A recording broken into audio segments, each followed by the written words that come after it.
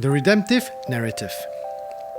For those of us in the faith, understanding our purpose and making sense of all of life, what we do, and where it all ends can best be understood if we comprehend God's big idea for humanity. His big idea is revealed in the meta-narrative of the Holy Bible and comprises essentially of four interwoven stories: creation, the fall, redemption, and restoration. Number 1. Creation. The creation story tells us where do I come from and what and how life ought to be. God created the earth and made man in his own image, according to Genesis.A, verse 27. We were created to be in the abiding relationship with him and have fellowship and communion with him, and to reflect his image to the world. He intended for us to exercise his sovereignty over his entire creation, and the earth was to be his colony.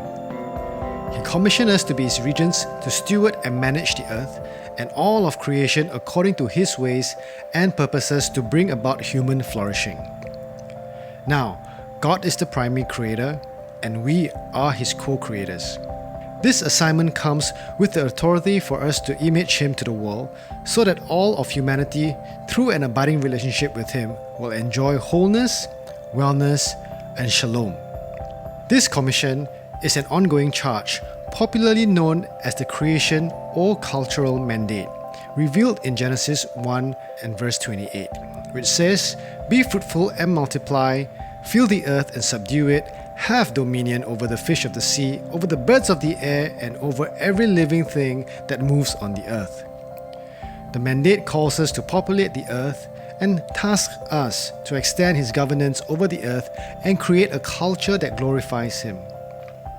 Culture is the characteristics, social behaviour, norms, and knowledge of a particular group of people, encompassing language, religion, cuisine, social habits, music, and arts. That sounds like a lot, but the word culture derives from a French term, which in turn was derived from the Latin colere, which means to tend to the earth and grow, or cultivation and nurture.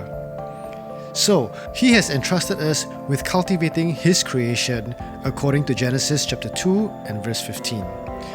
A derivative of this word called cult refers to worship. Thus, the culture God requires us to create must be wrapped around the worship of him.